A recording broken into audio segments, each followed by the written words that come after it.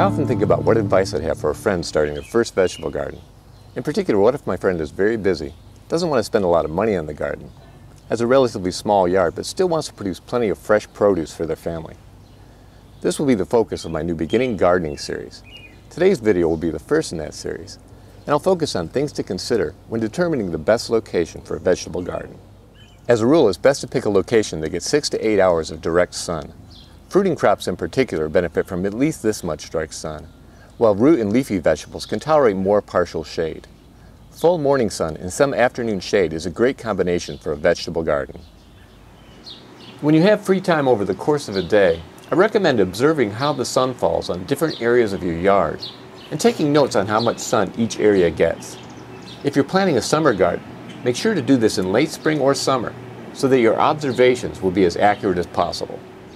In other words, don't rely on observations made in the winter when the sun is lower in the sky and leaves are absent from deciduous trees. For example, this location is the sunniest spot in winter, but the most shaded in the summer. Even if there are no areas of your yard that get 6 to 8 hours of direct sun, you still may be able to grow some crops. Most of our garden gets less than 6 hours of sun per day, but we still manage to grow quite a bit of food by growing a lot of leafy greens, root crops, and small fruiting crops like cherry tomatoes and jalapeno peppers.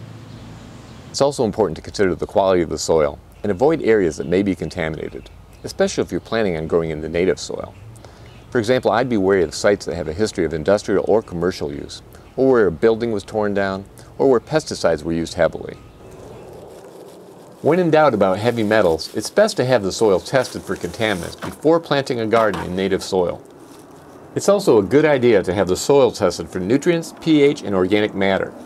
Here in the U.S., this particular test is inexpensive and available through agricultural extension offices. A soil test can save you a lot of time, money, and guesswork in the long run by identifying what the soil really needs and doesn't need. I suspect that if we had tested our soil earlier, we would have found that we already had nutrient surpluses years ago, and we could have saved ourselves a lot of time and effort. Getting back to the issue of contaminants, growing in raised beds is the best way to ensure your soil is safe to grow in.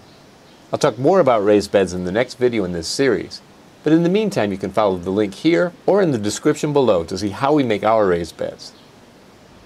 It's also a good idea to locate your garden close to the house. Our yard is so small that this isn't really a factor, but if you have a very large yard, having the garden closer will make it easier to tend to the garden and to harvest its bounty.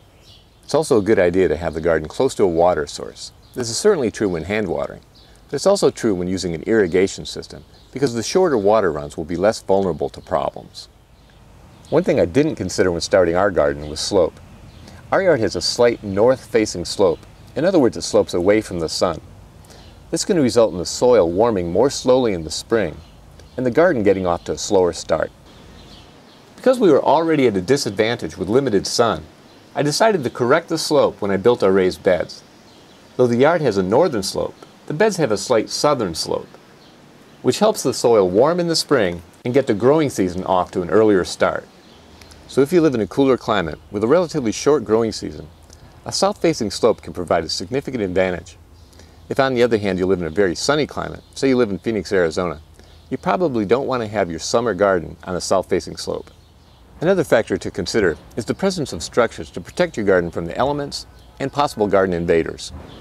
Are there trees, fences, or buildings that won't significantly shade the garden, but will provide protection from extreme winds?